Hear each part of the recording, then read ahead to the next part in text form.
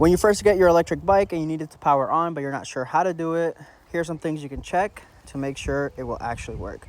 So first of all, you have a key port up here, which is the last thing you turn on. And then down here is the battery, which has another key, which also has to be put in the on position. Now, if your bike is not starting, make sure you charge the battery when you first get it to ensure that it's fully charged.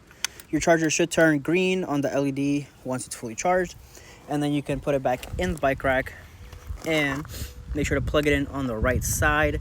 That way your bike is actually getting power.